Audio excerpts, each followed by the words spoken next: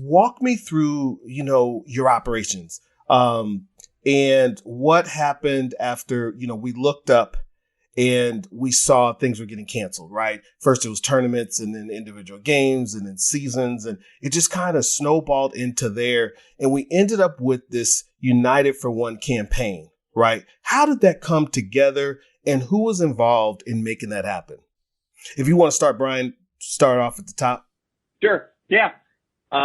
Really cool campaign. We ended up working through with a lot of folks. Really, it all started. I think it was either that Thursday night or Friday morning after the cancellations began to pile up. Brian Boucher from Washington reached out to me, and he knew that we kind of have a Twitter thread of maybe about 50 of us. I think Twitter maxes out at 50. Kind of some college athletic social peeps, to see if we wanted to kind of get something going on. And I said, that's a great idea. So looped in to that thread that we've been kind of used only for our Christmas themed social campaigns we've been doing the last few years. So I reached out with no idea, just, hey guys, is this something that we want to do? Everyone kind of raised their hand and said, definitely we're in now. But let's kind of hold off for the weekend. That didn't seem to be the right time. Let's touch base early next week. And let's kind of get something in the loop. Then we had kind of a small thread of about 5 of us or so. That included Mark, Linnea from Indiana, David from Rice, and we looped in Nick Heffler of the NCAA to get their thoughts and kind of see if this is something that they would want to lead and kind of expand from just D1 into, throughout all of our divisions in NCAA. And he said, hey, let's move this conversation over to Slack. They already had a Slack channel of a few hundred people, so we can kind of get a few more folks in this brainstorm and kind of get them involved. Hey, Mark, when did you get involved in the process? I mean, I think over the weekend we had a ton of people who were getting involved with saying, like, hey, we want to do something. We definitely want to do it. We want to make sure it's the right timing, the right phrasing. And then I just had ideas thinking like, okay, well, our audience, we need to be unified. Like everyone's kind of getting into these, like, okay, we're losing hope. We don't have, our sports are getting canceled left and right.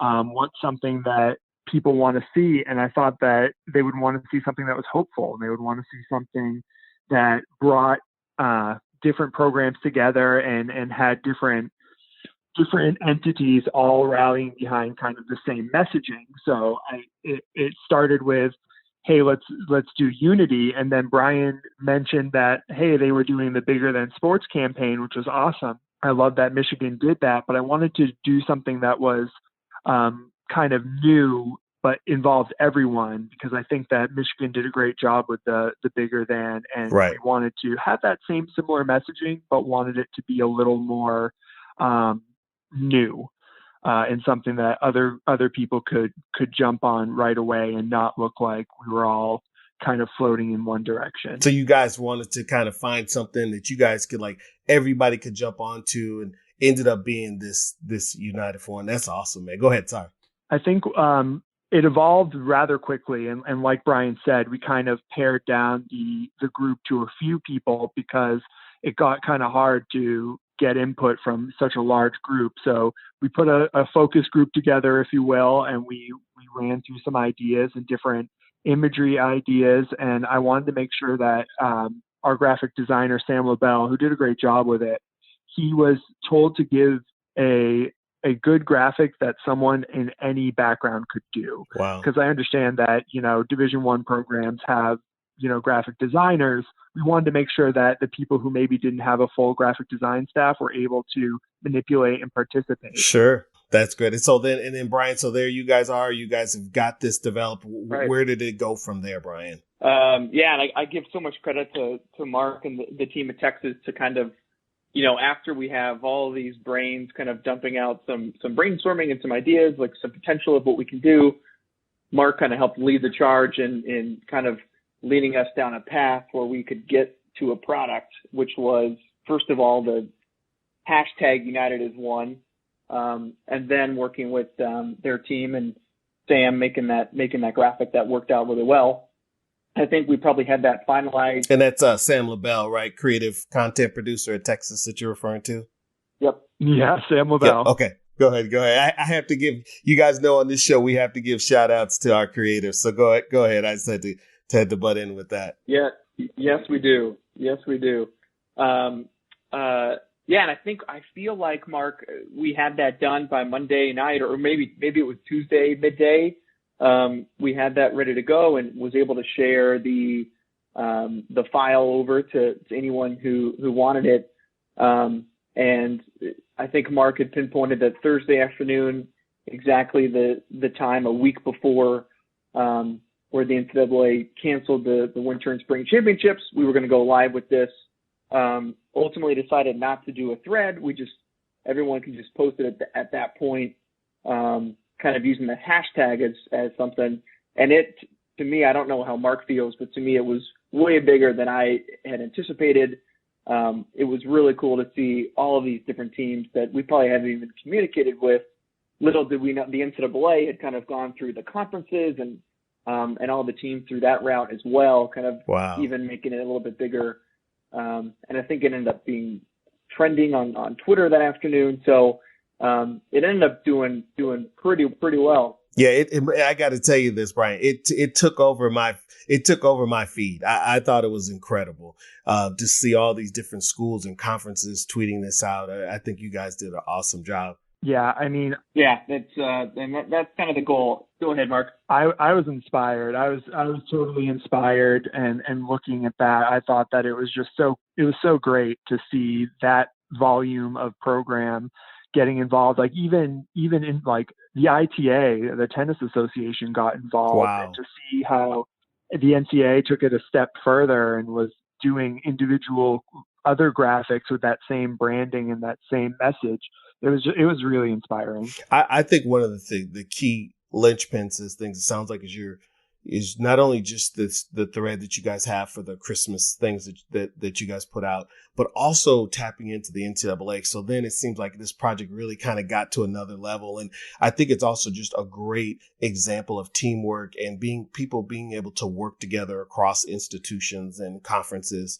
So, man, I definitely want to give you guys a huge shout out for that. How do you guys feel like the campaign was received online in terms of, putting the message out? I'll start with you, Mark. How do you feel like it's been received? I think it's been received really well. And I mean, I give a ton of credit to Brian because he had the foresight to reach out to this group and to get it started and to think of ways that we could come together as an athletic department when a lot of different places were just kind of thinking about, well, like, how do we move on individually as a program? Right.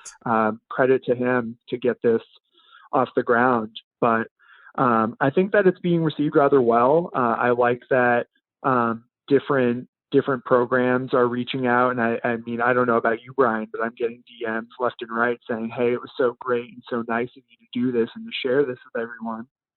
And we have such like a strong core group of social managers that I think that, I bounce ideas off of people all the time, like Morgan at Kansas and Katie at Temple. Like I'm talking to them weekly, and to see all of these new people and these new, ideas and new people coming together. And it's just great.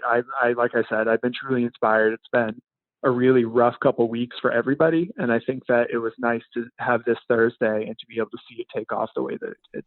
Brian. Yeah, I totally echo Mark's thoughts. I felt like it was received really well. As you mentioned, Jay, it took over my feed, my personal feed for an hour or two on Thursday afternoon. And looking at this too, out of the gates, this was a qualitative engagement type campaign. Just wanted to make people feel good and feel like maybe give them hope during a time like this where there might not be much of that. So I feel like just kind of, as Mark mentioned, maybe even just direct DMs, seeing some comments on social.